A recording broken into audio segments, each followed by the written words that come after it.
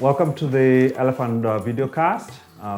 Today we're joined by Aly-Khan Satchu, who is the CEO of rich.co.ke, and we'll be talking about the state of Kenya's economy, where we're going, what are the trends, and hopefully we'll learn a little bit about what to expect in the coming days.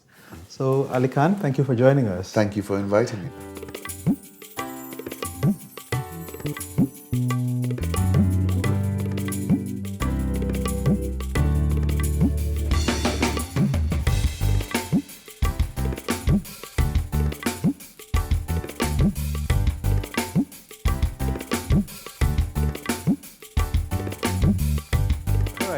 Let's get to it.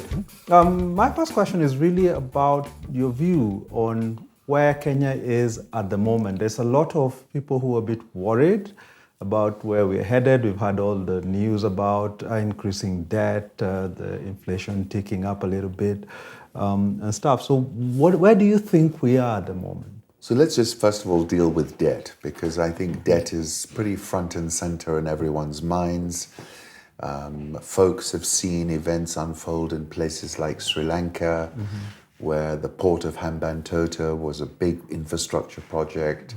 The economics didn't make sense, and Sri Lanka had to cede the port to China for 99 years. Debt to GDP is a measure that people use to look at the indebtedness of a country, and ours is around 60%. The Treasury Secretary has said, don't worry, be calm, 74% is where we start worrying. That's not credible. 60% is blinking amber. Everyone is looking at what our next moves will be. You will have seen last week that the president announced a stopping of any new projects. So there's an awareness now within the government as well that our debt levels are too high. Debt is not a bad thing. It's a good thing. But, if you borrow money, you've got to invest it in something which is getting you a return that allows you to pay back your debt. And the issue is really the return on investment of the investments that we have made. And obviously the elephant in the room, and it's good to be the elephant, is the railway. And the railway was the biggest investment Kenya Inc. has made since independence.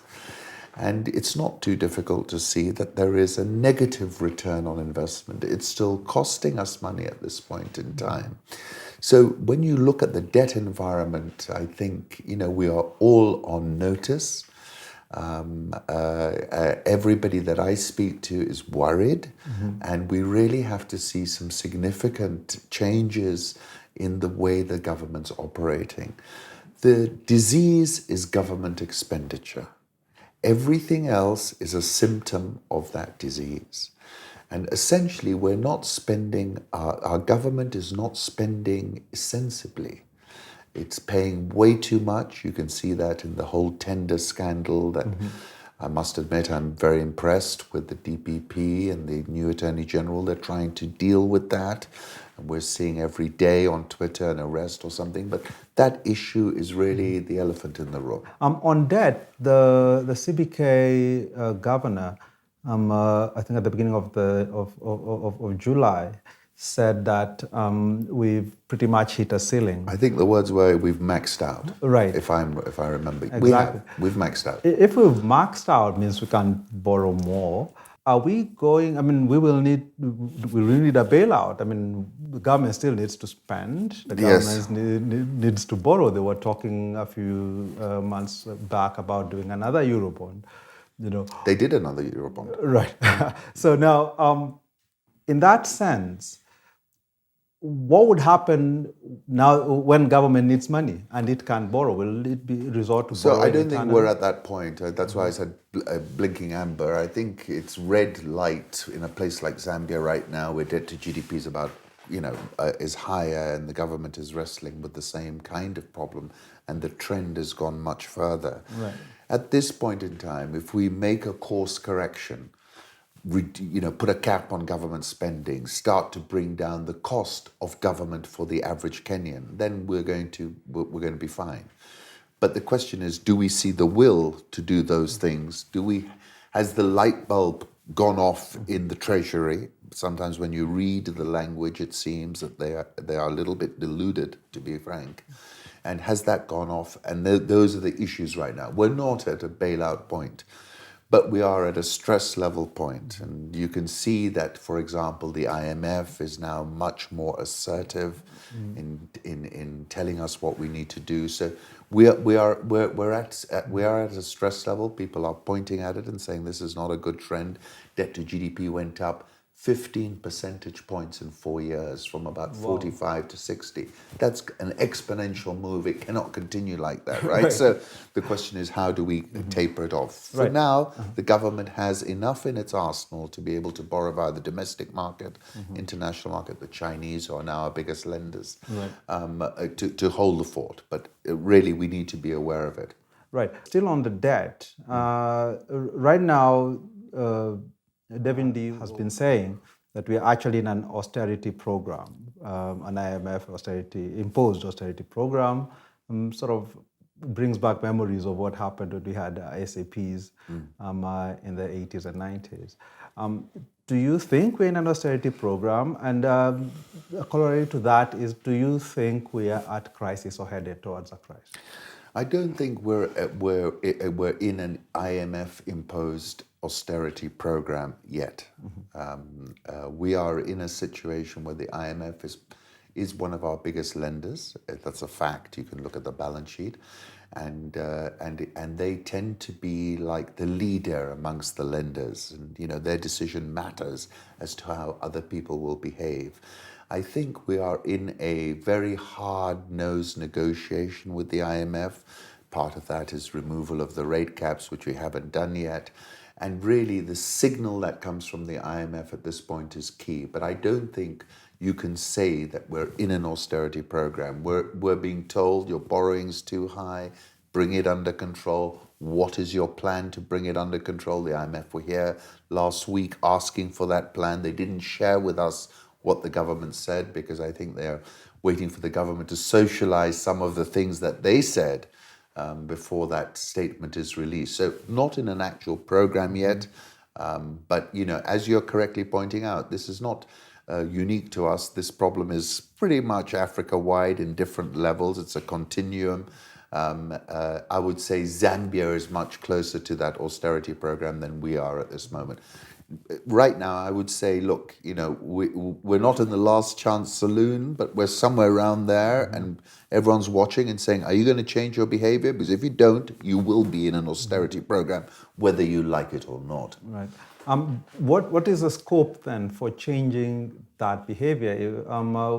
If it's not necessarily austerity, what we've seen with the budget, for example, was passed, is higher taxes. Correct. Going up. I disagree with it entirely. I think we had a very strange budget. I was really disappointed with it. And what's your beef with it? So, we've got a very, very smart group of people in the Treasury, so I was quite taken aback. I was really underwhelmed by the budget. I thought a number of things were just silly, and for example, the Robin Hood tax, the famous Robin Hood tax.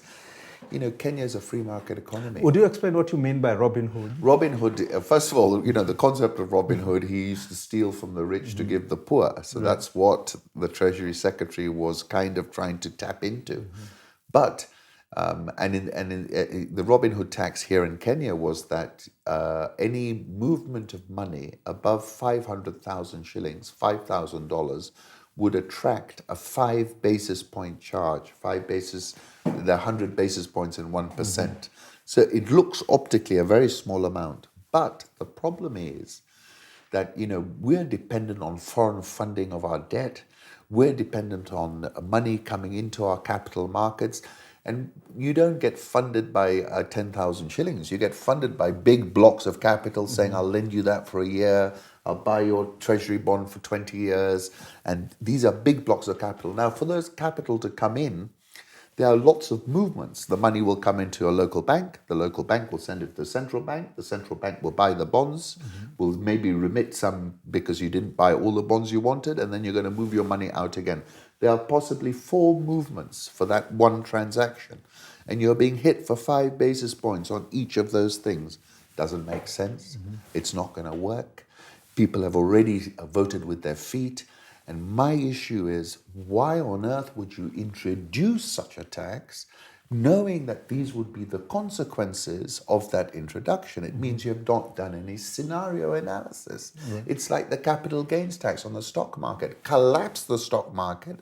Nobody was buying shares. They were getting no revenue compared to previously. Same thing is going to happen here. Plus you're in debt and you need to borrow money and you're making it more difficult for people to give you that money and punishing them for giving it to you. Right. So that's point one. Point two is really on the excise duty. You know, today, I'm sure all of you guys, the average Kenyan makes 10 payments per month on M-Pesa. This is a fact. You want them to make 20. Why not 30? That economy, what I would call the M-Pesa mobile money economy, is the sexiest part of Kenya. Bill Gates tweets about it. Everybody knows about it. We reinvented ourselves because of M-Pesa. We became tech savvy and all sexy and everybody wanted to know us. That economy growing 25% a year, why increase the tax by 2%? Why not sit back and say, let that thing grow faster? My 10% will be more. You know, so what am I saying? I'm saying you want to bake a big cake, a bigger cake, but don't get greedy and say, I want half the cake today. Right. Let it bake, right? Then each bit you're taking each year is worth more and more and more, and you're giving oxygen to everybody to breathe. Here, we're taking the oxygen out of the economy. That's my problem with the budget. And with so many intelligent people, how could they come up with this? That's my question. I've met people who put billions of shillings into the global markets. And one guy was ready to put $2 billion, $20 million buying some treasury bonds. He didn't. He said, why? He said, I got to send that $2 billion into my bank. From my bank, I got to send it to the central bank. The central bank will then tell me whether I got 10 or 20 or I didn't get all the money I wanted, all the bonds I got. Then that will have to come back to my bank. Then it's going to be paid out. He said, Aly-Khan, I'm being hit for 20 basis points. Margins in the fixed income. And it's being taxed at every point that it moves. And he's not going to be taxed. He's gone. Right. And now, and he's not interested in waiting for the Treasury to explain their thinking. That's not how the markets work. They're not moving at the speed of the thinking of our Treasury. They're moving at their own speed. And if you don't meet, or if you're not aware of how they're thinking, you're going to find yourself in a very difficult situation. Still, government needs to raise our revenue. Yes. And we've seen that even KRA not hitting its targets when it comes to collecting revenue. So how do they actually do this? And on the other side, they need to, as you said, they need to cut their expenditure. Now, lots of these cuts will be to social programs, to things that people need, whether it's education, whether it's funding going to hospitals and stuff like that. So is there a balance here to be found? Or should we all just tighten our belts and expect that in the coming few years, things are going to be problematic? Okay, so I think there are a number of questions in there. Let me start with tightening our belts. I think, yes, I think more than anybody, the government needs to tighten their belt. And when I'm saying tighten their belt, I'm not talking about cutting social programs. I'm talking about cutting government employees, right? There are too many of them. We're in a 21st century. We don't need, if you were looking at it as a business, you would cut 3 out of 4. Yeah, but those employees it's a political. Somewhere. It's right. If you really want to change Kenya, you've got to start saying to them, "We want you to find a new career. We'll give you 90 days of training, but you have to transition out of here." Because look, you look at your experience today. Why should I even go to the passport office and stand there and have my time wasted for 2 hours while someone gives me a number and I don't even know how they're dealing with me? They're not even able to deal with me as a human being. It's a little power complex. This is nonsense. Right. How many of them are there? They're all walking around on their mobile phones. They're not efficient. I spend days there watching, right? And this is across the board. Right. So really, we need some drastic thinking. Can we do that politically? Probably not possible. But at the end of the day, the level of automation that's come into our economy, into the world economy, you cannot justify what I would call the recurrent expenditure. You got to cut the recurrent expenditure. That will release more money for social programs, hospitals that you're talking about, and essentially our government is not efficient. In terms of tax collection, what should they be doing? They need to widen the tax net. At the moment, you have a very limited number of people and companies that are paying the tax. And these guys are being squeezed harder and harder and harder. And you can't squeeze them anymore. It's like a lemon. You keep squeezing it, nothing's going to start coming out. So what do? You have to look at other people. You've got to look at the informal economy. You've got to look at how do you bring these people in and charge them a tax rate which they feel is fair. I mean, you start with something small and then you get them all onto the tax register. With respect to the KRA actually has done quite a good job in terms of the tax collection it achieves. And year on year, although people say, oh, it missed the targets set are very, very high. They're always going to miss those targets. That seems to me some structural budget thing that we have. But I think with the KRA, we've got to give them credit for that. But at the same time, we've got to now think differently. We've got to model, if we cut taxes, will more people come in the tax bracket? How do we bring the informal sector in? These are the sorts of things that we need to do. Right. Just a quick clarification. Yeah. When you talk about people who are not paying tax, everybody ends up paying tax at some point. Because we all go to the shop, buy something that's got tax. So that's sort of the consumer tax side. Right, that's exactly. VAT. So they're putting that on fuel as well, right? Exactly. So we're seeing that now going up on foodstuffs. Things that have been zero rated before, which then again takes me back to the idea of belt tightening. Do you think that putting these taxes, raising these taxes on foodstuffs, on fuel, that is definitely going to drive up inflation and cost of living? Correct. Do you think this is a good way to go? This is necessary, or are there other options? It's quite funny that the Robin Hood was coming in there, right? Because Robin Hood used to steal from the rich to give to the poor. And in a way, the question you're asking me is, we have a reverse Robin Hood. Right. We're stealing from the poor to give the rich. I don't think anyone would disagree with that. And also, the other thing to bear in mind is for the average person in Kenya, at the subsistence level, they're worse off. Right. They have not felt any economic upliftment because the cost of living has gone up far faster for somebody on a minimum wage. And effectively, the income that they have left is far less. So when people feel less well off, and it's a reality, they are less well off if you look at the numbers. Right. And the question is, from my perspective, is how do we uplift those people and give them a better opportunity and make it work for them? And at the moment, I don't think it is.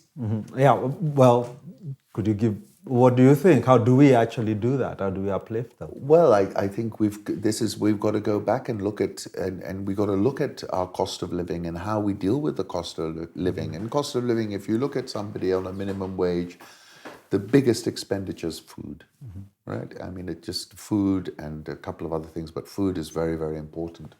And, I don't have to tell you, we all watch the news and we can see that our food prices are seemingly go off the charts every so often. Right. And that's, so I think, I must give credit to that Big Four program in that one of them is food security, and we need it. And we need to start thinking about how we're going to produce more and keep a lid on food prices. Just looking at it again, nationally and globally, I have a question on the Vision 2030. Do you still think it is a framework, that it's a useful framework to talk about how the economy is doing and the things that they're putting in place? Because one of the requirements for Vision 2030 was growth, I think, about over 10% since 2010. we've never come close The only time to we came that. close to 10%, I think, was in 1970, immediately after independence, 1976, because the coffee crop failed Right. in Brazil, Yeah. So and the fourth quarter of 2007, right before the election, before the election. when we popped, Right. and then the election came. So there'd been only 3 times. So it was a Right. very So aggressive call. is it a useful framework to think about how the economy is doing? Should we be talking about Vision 2030? Or So it's just to reverse engineer, and I'll come into that. Look, we do need 10% GDP because population growth is there anyway. So when you talk about 4.5%, 5%, it's nothing. It's really 1.5 because there are more Kenyans every year, and it's what the pie is having to go to more people. Right. So that's the first point I'd make. With Vision 2030, I think it was good for creating a roadmap into the future, right? For trying to sort of look at the economy and say to yourself, what does an economy need to get to 10%? And I think those were good intellectual processes, and you can see what came out. I would say it's a reasonably robust document. The issue is, for me, is, we don't live in a static world. It's dynamic. It's changing all the time. Therefore, you can set your vision, but you're going to have to consistently adjust your vision to the circumstances that you're finding yourself in. So I think that would be my first point. And then really, to me, the raison d'etre for Vision 30 is faster growth. Faster growth is the silver bullet. You have more growth, you create more jobs, that is the medicine that you need to apply in order to do the things that Vision 2030 wants to do. And the question I have to ask myself is Vision 2030 still telling us that we can get to that 10% rate, and what needs to be done to get to that? And I think lots of things have changed. Let me give you a few examples. What is LAPSET? Right? LAPSET was based on the idea, one of the big advantages of Kenya, why people think of Kenya. We are the transit state. What do I mean by transit state? People inland send their stuff through to Kenya to go to the global market. Their imports come through here to go in there. Right. That is our advantage. A gateway of East That's Africa. why we built a railway. That's why we have to have good roads. And the theory is that you will always have an income because people will keep using your services. If you look now from Mozambique up to the Horn of Africa and above, lots of things have changed. Let me start with Ethiopia. Ethiopia was part of LAPSET. Right. The idea was that Ethiopia would be a big taker of the LAPSET project. Today, they've made up with Eritrea. Eritrea has ports. You're looking at the Gulf coming in a big way into Somalia, into all those Djibouti, etc. I'm just looking at LAPSET and I'm thinking, who needs it now? Who needs it now, right? I mean, to punt 25 billion, given the backdrop of the geopolitical developments, would seem to me quite reckless. Right. And we've also seen a significant advantage eroded. I mean, how on earth did we lose the oil pipeline from Uganda and President Magufuli win it? How on earth? I mean, that of itself, that loss was practically criminal, right? And we were so far and so high in terms of price. Why were we so high? Everyone was trying to get some brokerage. And this is the collision between Kenya's way of doing things and the need to do it at a higher level. We're not playing the game. We're not really cognizant of the environment and its change. And that's why I'm worried about some of these investments, which might have made sense 10, 15 years ago, but could be enormous white elephants of the Hambantota variety that sunk Sri Lanka. Right. Yeah, and that's the reason I was asking about Vision 2030. As you say, the realities change. And we keep speaking about this vision that was created 20 years ago. That's right. As if it is still relevant in this world. Do you feel like there is a sort of adjustments that you're talking about in terms of the people who are planning this economy and we were thinking about what's going to come in 20 years? Are we making different investments to what were envisaged 20 years ago? That's an interesting question. So first of all, I think any bureaucracy is like an oil tanker. It's difficult to turn around. And whether you look at Britain or you look anywhere in the world, this is the case. I think that in our case that also we need to be turning around. We need to be cognizant of what's happening around us, and we need to play a smarter game. And the question is, are we doing that yet? I'm not convinced. But this is an inflection point. Things have changed very dramatically in the last 12 months. Whether it's Abiy in Ethiopia, who's I consider like the second coming after Mandela when it comes to an African politician. I can't think of anybody who's made such an impact like in a very short time. What, in 100 days? Right. And look at read the writing on the wall with the debt. Right. People are talking about Eritrea, but he also read the writing on the wall. He realized he couldn't continue. FX reserves were 2 weeks, 4 weeks. But it shows you where it can go and how you're going to have to deal with it quite dramatically. So would I like to see more fine-tuning? Yes. What are the areas where I think we really have to sort of refocus and rethink? Agriculture, right? Because it's so important for our economy. Whether you or I live here, we probably have our shamba. I have one in Mombasa. You have one wherever you come from. So we're kind of heavily invested. Agriculture does well. We all do well. This was part of the early Kibaki days. He got that right. Feeling of well-being comes back. So big issue. And I don't think, if you look at how much we spend on agri as a percentage of our total expenditure, it's pathetically small. It doesn't make sense. ICT has been very, the sexiest part, fastest growing part of our economy, real estate, but slowing down. But ICT has been a big driver. Services were more than 50% of our economy services, very unusual. But that's a lot of ICT. So I think, yes, I would like us.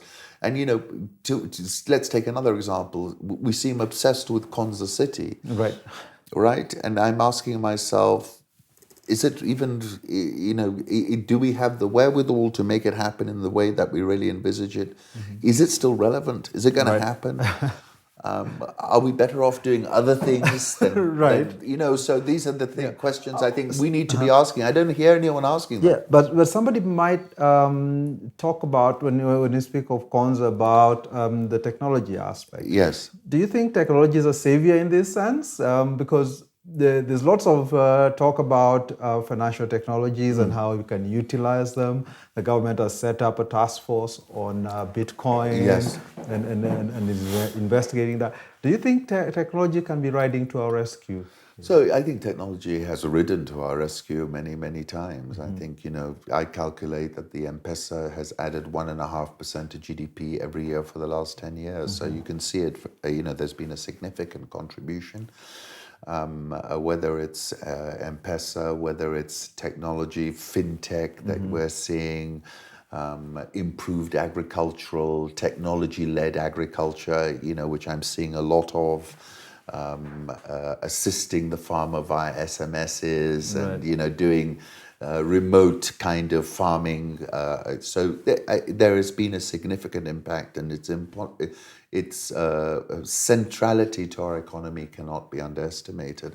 And, a good example is something like Uber. And, Uber is not a Kenyan technology solution, but anyway, it shows you the disruption of technology. I mean, if you look at Uber, I remember it used to cost me 3,000 bob to get to the airport from my house.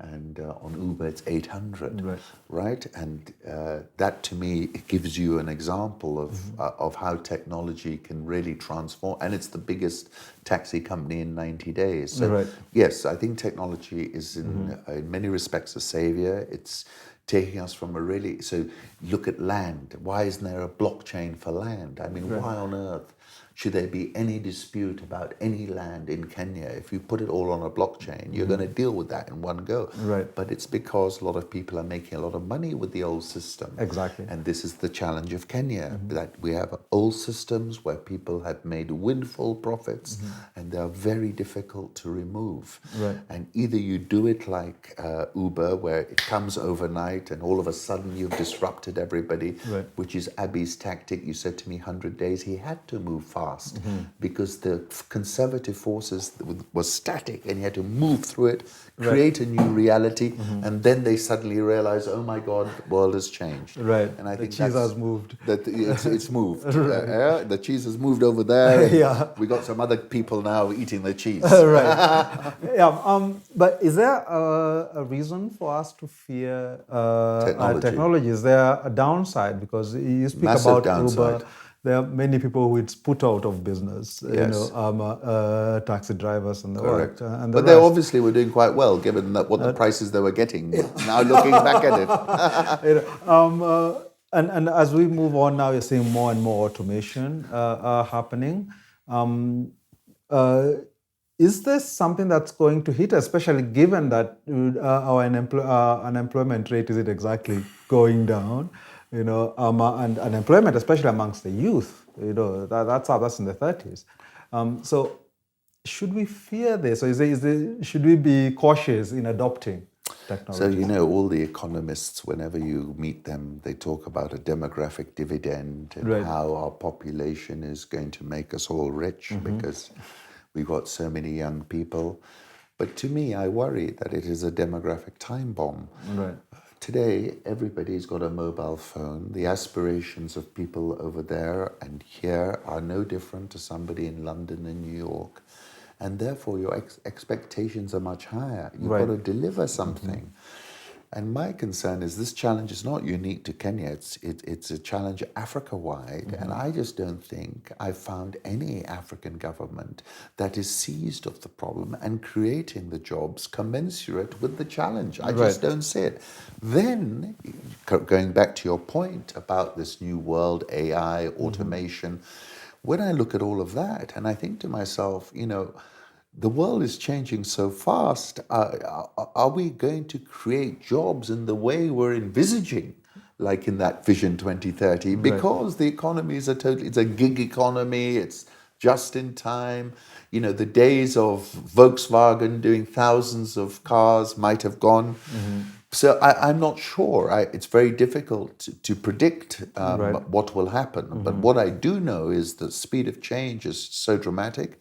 And also disruption is off the charts in comparison to any time since I've been alive. I can wake up in the morning and something's disrupted. Yeah. So I agree with the point you're making. Is are we imagining the future? Or there's a great quote from Vinod Khosla, who set up Sun Microsystems, who says the future is not in the rear view mirror. If you're looking back for the future, you're not going to see it. And I sometimes think this is what we're doing, right? We're looking here and thinking, it's more of that. And I don't think it's going to be like that. So yes, disruption. There's a great economist called Schumpeter who talks about creative destruction. And I think we're in one of those moments. All right. Kenya has been like a hub, or has been portrayed as a hub of innovation, especially digital innovation, Silicon Savannah and all of that. Do you see the sorts of adoptions of technology or uses of technology that would create the sorts of opportunities that you're saying policymakers are not doing? So that's a really interesting question. I spent a lot of time looking at this, and I must say 10 years ago when I went round and we were just beginning to sip the Kool-Aid of us being an innovation economy, and I met a lot of entrepreneurs, particularly in the tech space, and I felt that all of them were looking to get $50,000 grant from Bill and Melinda Gates, maybe $75,000 if they were lucky from somebody else. That's not the game, right? That's not the game. That is an old game. The real game is to build something that has use, build an Uber, which is going to disrupt the economy and make you billions of dollars, right? And we can see that in Alibaba, Jack Ma, we can see that in Facebook. These are the things which are going to generate money. Yeah, a grant is not necessarily going to help, although it did help M-Pesa with the DFID grant of $1 million. So, but what I've noticed increasingly now from the entrepreneurs I'm meeting is that they've become more entrepreneurial. Right. So I think Silicon Valley was hyped, African Silicon Valley was hyped, but I think now I can say the hype is actually being met by a degree of reality. Right. I'm seeing a lot of entrepreneurial, particularly around tech, individuals who are looking not only at the opportunity of 49 million Kenyans, but the opportunity of 2 billion Africans in 2050. And that's what excites me when I hear people who understand that's the market they're going for. They're not trying to get a grant off Bill and Melinda Gates. They're trying to build a business that makes a difference in people's lives and for which they will be rewarded handsomely. All right. Kindly talk about the Kenyan economy without talking about corruption. Yes. And you've alluded to it throughout. And you said that you're quite impressed by what the DPP is doing, the Director of Public Prosecutions. Do you think prosecutions are the way to solve our corruption problem? I ask this because what I have not seen is the policy initiatives that would actually close the loopholes. What would those policy initiatives be? Well, now that you've turned it on me, I would assume that when you have something like IFMIS, Yes. that has been shown to be quite leaky, that we'll be looking at fixing that, rather than simply talking about getting people. If we're talking about the chicken gate, we'll be looking at our electoral system and saying, where are the leakages and how do we fix those? These are not the conversations that I hear people talking about. They are always about prosecutions. And my question to you is, do you think that is enough? Or are you seeing any policy initiatives to shut it off? So I absolutely agree with you that corruption is a cancer, and it's gotten worse, I think, over time, and it's not sustainable. I mean, when you look at some of these, whether it's at the national level or whether it's at the county level, and you look at the wheelbarrow story. I mean, this is not even small corruption. They used to say Asia, there was corruption in Asia, but they still came up because the corruption was fixed. It was like 12% or 10%. You knew what you were going to pay. It never went off into like crazy territory. Whereas it seems here that we've gone into a craziness. People have been possessed by this opportunity to go and raid the larder, and they're not just taking one chocolate, they want to take 500 chocolates, and they're going to fall sick, but they don't realize it yet. So yes, we've got to deal with it. Now, we've got to deal with it at a number of different levels. I think the first level we've got to deal with it is a societal point of a level. I remember in 2002 when President Kibaki came into power, there was a time when people were in the street. If a policeman asked you for a bribe, you did a citizen's arrest and you took them to the police station. I don't know if you've remembered this. There was a period. So when people tell me we can't change, I say to them, nonsense, we can. There's an example. The question is you have to empower people so that they feel confident that if they did that, somebody would deal with it and manage it for them. Right. And so I think that's an important component to this whole thing. The second component is also the way government is working and the way government is operating. How do we change that? And I think we have to be honest with ourselves and say, let's take the sugar thing. It did not happen by itself. Right. It was plotted.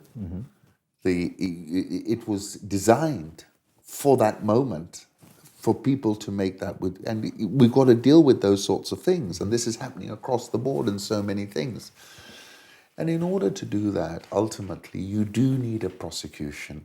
You do need someone put behind bars. You do need people to see, okay, he did that, it was wrong, he's in jail now. That is the missing link, right? We don't see that. We just see somebody with a brand new car, a lovely new house, a big donation in church, and we're accepting it, right? Right. And at the end of the day, we've got to think that all that spending is at the expense of our people who are not who are eating adulterated sugar, who are not able to survive in a decent manner. That's what we've got to start looking at. But it does, of course, start with processes as well, and we got to work out how we deal with it. Because if we don't, it's going to deal with us. Which it already is doing. That's right. Now, looking beyond our borders, Yes. The U.S., you've got Donald Trump there, Yes. sort of roiling up the global economy, sparking off trade wars and stuff. What do you think? I mean, are we at risk? Should we be concerned about what he's doing, especially with China? And I Yes. know they just had an agreement, apparently, with EU. the EU. So should we be concerned? Is that something we should keep an eye on? So we need to keep an eye on, because the negative spillover effects can hit us in Africa. I mean, but other people are more in the line of fire. Right. Somewhere like South Africa, which provides a lot of steel for the car industry, is going to take a quick hit very, very hard, and that's why Ramaphosa is so concerned about it. If the global economy slows down, the demand for commodities goes down. That hurts Africa, because Africa is still a commodity provider. Right. This is one of the issues that we're still providing a lot of raw commodities. So we need to be aware, situationally aware. And I think also my impression is, I disagree with him in many ways. I think he's a fundamental racist, and I don't like that. And I think he's changed the way people are talking about race and issues, which I thought we'd moved beyond after Obama, but clearly we haven't. We've gone back. But at the same time, I think there's some method in his madness. And the method is this one. I think he's going after China. He realizes that it's now or never, that they've got to deal with China now if they want to maintain their superpower status. And whether it's in the South China Sea or whether it's with trade, the real target amongst all the smokes and mirrors is Xi Jinping and China. And that's why he's pulling Russia closer to him. It's a reverse Henry Kissinger. Kissinger brought China close to take on Russia. This time he's bringing Russia close to put pressure on China. And therefore, if the Chinese economy takes a hit, we are going to be very exposed. Because whether it's debt, whether it's trade with today, China is, I think, Africa's biggest trading partner, Africa's biggest lender. What will happen if demand falls substantially in China, I think will affect us. If they catch a cold, if they sneeze, we're going to catch a cold. Yeah, and that again brings us back to our linkages. We've seen since Kenyatta came in, we've really grown close to China, and should we be wary now of that? Should we be kind of like widening? Look, the strategy that I would be using is never to be totally dependent on one counterparty, that we've been quite sophisticated in our ability to navigate multiple stakeholders, whether it's China, the US, Europe. That's been one of our skills. So I think we've got to make sure that we're not too deep in with one party. And I think that's very, very key, and that should be part of Monica Juma's strategy, and I'm sure it is. But yes, I mean, I think Africa has to look very carefully at its relationship with China. For a long time, we thought China was Santa Claus. It's the way, particularly our governments and policymakers would look at it. They would look at it as like, this is the most incredible thing. They don't ask any questions and they dump money on us. Was the takeaway you would get? But that is not the case. The Chinese are just as interested in their national interests, and they're more effective at following their national than we are, because at times we get sidetracked into different things. Okay, we're coming towards the end of this. But very quickly, I've got to ask about regional integration. Yes. It was one of the things that Kenyatta made a big pillar of his policy when he came in 2013. How are we going, or how are we doing in terms of integrate, especially in the EAC region? There's lots of paper talking about us having a common market, having a customs union, but on the ground, it doesn't really seem to be that. The reality doesn't mirror what's on paper. Where do you think we're going with? So I'm a big believer in the African Free Trade Agreement and Free Trade Treaty. I think, if we can cut all the barriers, we'll all be doing business all over the continent, and we're just putting blockages in front of ourselves. Within the context of trading blocks, the EAC actually is further ahead than any other one in the amount of trade that's currently happening. Obviously, a lot more could happen. And we seem to be at the moment conflicted with one of our biggest trading partners down south, where we've got quite a friction relationship. I think, so overall, it has seen good progress. There has been, we have advanced, but we seem to find a lot of points of friction. I think we've got to put more energy into this, and we've got to widen it. We've got to bring Ethiopia in. That's 100 million people on our doorstep. Big market, big opportunity. That is, to me, a singular opening for Kenya Inc. to seize. All right, we've run out of time. We would really love it if you could come back again, Sure. And talk to us. Thanks a lot for watching. This has been Aly-Khan Satchu, who we're talking to. He's the CEO of rich.co.ke. Make sure you check out his website. Thank you. And this is The Elephant, and we'll see you next time.